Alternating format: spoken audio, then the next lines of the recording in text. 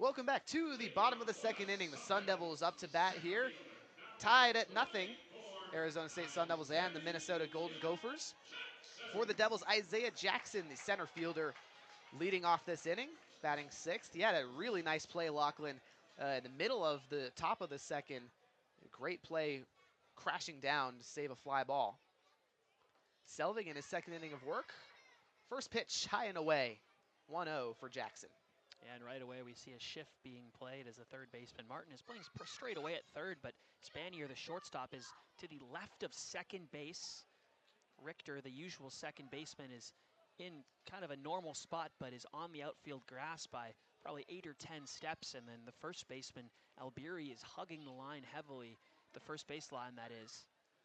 1-0 goes for a strike. The 1-1, high and away. Call two. Clearly seen that Isaiah Jackson likes to pull the ball on the ground. Yeah, that they are. He's hitting .257 on the season, though. Pretty productive. 3 extra base hits. The 2-1, fastball way inside, nearly clips Jackson in the shin. So 3-1 count for the speedy Isaiah Jackson. Vail, Arizona native, hitting from the left side. The 3-1. Skied foul into the seats along the left field line. Well, I think that ball is stuck on top of the concession stand above the Minnesota dugout. It hit the roof and it just stayed there. The 3-2 from Selvig. Jackson grounds it into the gap between the shift somehow. Between the second baseman Spanier and Richter, who is playing deep at second. So Isaiah Jackson leads things off with a nice single. Gosh, I got to imagine Ty McDevitt just whipped his hat against the dugout wall, because that's a ground ball into the shift, but it somehow gets between Spanier and Richter, perfectly placed right up the middle. I mean, you don't see a second baseman in shallow right center field making a diving play to try and get a ground ball, but that's what we just witnessed. No, not at all. Here's the senior shortstop, Matt King, hitting from the right side.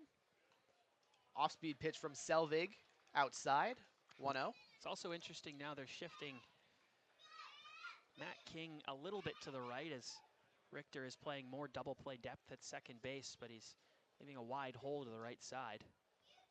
The 1-0, fastball jams King on the inside, but it's a ball, 2-0.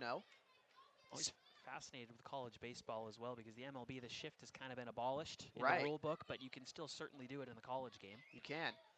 So Jackson at first, no outs here in the bottom of the second. The 2-0, strike down the middle. King sits and looks at it. So 2-1, he's got a chance to deal some damage.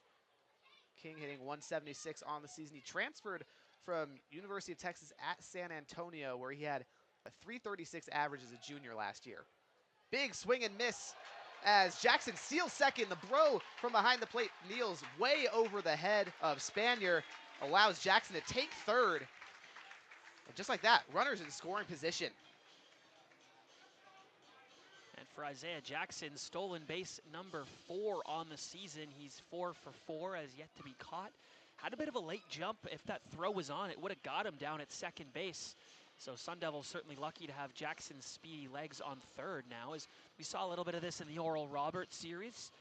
The aggressiveness on the base paths led to errors from Oral Roberts and led to the Sun Devils scoring a few runs off of unforced errors. Now it looks like we're going to get a conference between the umpires. Looks like McDermott didn't quite love something about this. Had a chat with home plate umpire Kellen Levy.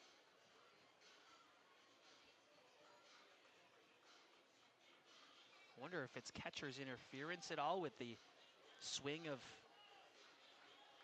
Matt King at all at the plate. That's the only thing I can really think of. But Possibly. I mean, the conference is over, so nothing gained at this point.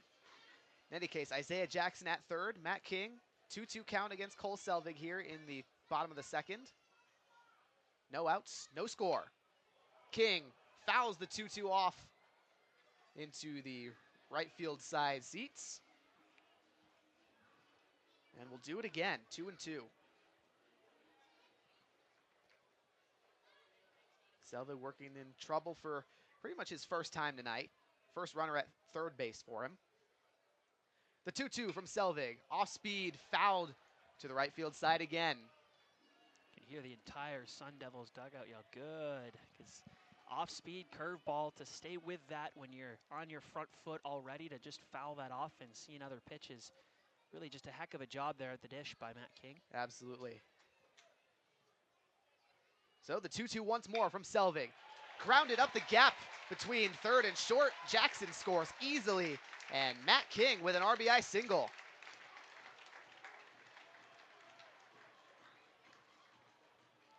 It's a 1-0 game for the Devils here in the the bottom of the second. Really, Skinner playing straight away.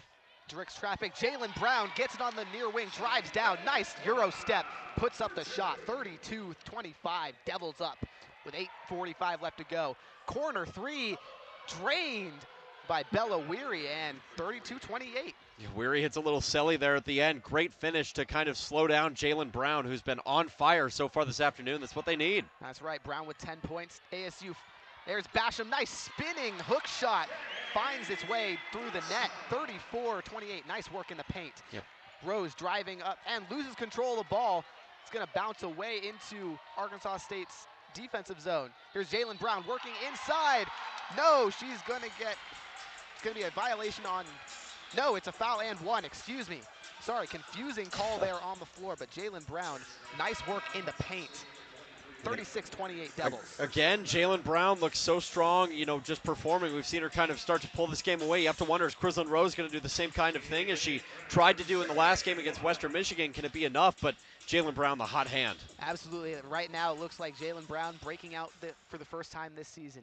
Last game, it was Ty Skinner. Now it's Jalen Brown's turn as she sinks her free throw shot. 37-28, Devils leading by 9. 8 minutes left to go. And Mimi McAllister is going to get called on a travel violation at the top of the key. Sun Devils will take over on an empty possession for the Red Wolves. Brown, by the way, 13 points. She shot 5 of 6 and 0 for 1 from 3. So great at the field, and again, great job at the line. That's right. Ty Skinner with the ball just crosses the midcourt line, I should say, for Arizona State. 8 minutes left to go. Jai Levette straight away.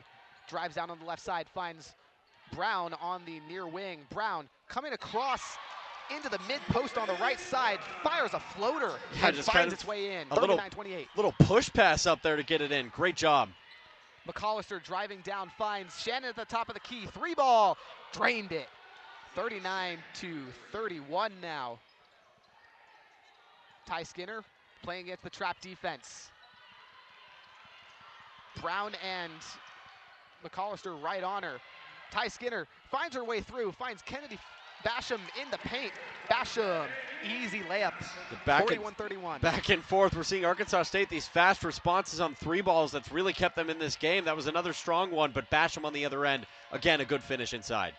McAllister working on the near wing, directing some traffic. Ty Skinner in tight defense. McAllister into the paint, nice step move, and fires the underhanded right-hand shot. 41-33. 7 minutes to go. Devils with the ball. Fauntleroy finds Basham inside, and she's fouled on her way up in the paint. Well, Mimi McAllister on the score there. That's her first basket of the year. Shot 0 for 5 in the opener. So good job getting in. Again, another good read. We're seeing a lot of really nice, pretty shot takes, I think, from a lot of these players. And they might look a little awkward when they go up, but, I mean, if it goes in, it goes in. You can't complain. Absolutely. Basham already with 6 points today, all of it coming from in the paint. She's going to shoot her first 2 foul shots on the day. Gets the ball from the referee, takes 1 dribble, shoots, nothing but net. 42-33. Basham's played every minute so far. She's, again, one of your big key pieces. We keep hitting on it, but she's strong.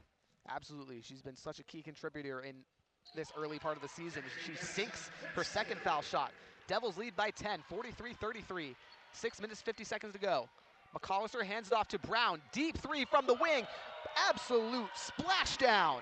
Nothing but net on an impressive 3 from Shawnee Brown. Yeah, how about that? Just way out from downtown on a quick, didn't even take the dribble.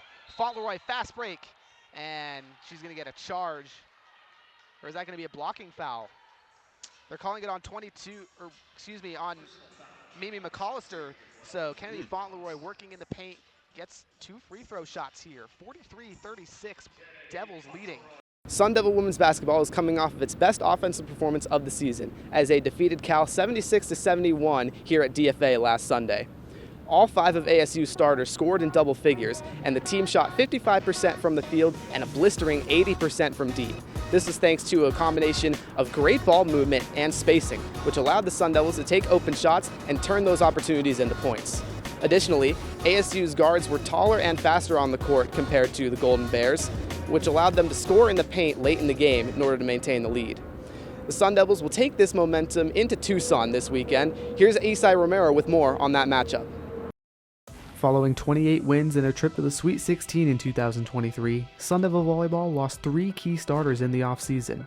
Outside hitter Marta Levinska, setter Shannon Shields, and middle blocker Manny McLaughlin departed the Valley as instrumental pieces to last season's success. All 3 led ASU in at least one statistical category: Levinska in both kills and service aces, Shields in assists, and McLaughlin in blocks. To mitigate the lost production, head coach J.J. Van Niel was proactive in finding impact transfers with the tools to bolster the team. Graduate setter Argentina Ung from Washington State was second in the Pac-12 in assists per set last year. The former outside hitter has the offensive ability to run a 5-1 rotation, and in her first 6 games with Arizona State, Ung already has double-digit kills, blocks, and digs. Her versatility has been key to the Sun Devils' success so far. To fill up the hole on the right side, West Virginia transfer Bailey Miller has been the mainstay. She enters the Valley with over 600 kills in 2 seasons with the Mountaineers, where she led the team as a freshman. So far, Miller has accumulated 43 kills to start her Sun Devil career, helping fill the void Marta Levinska left behind. Rounding out the transfer class for Van Niel is graduate middle blocker Savannah Colheed from Indiana. During her time with the Hoosiers, Colheed played stalwart defense to the tune of 359 career blocks, 10th most in Indiana history. Paired with Claire Jeter along the net, the duo creates a formidable Sun Devil defense. While Arizona State has lost production, the new tools and talent have helped the group to another undefeated start and will have to be at their best against number 5 Nebraska. For Cronkite Sports, I'm Charlie Limoncelli.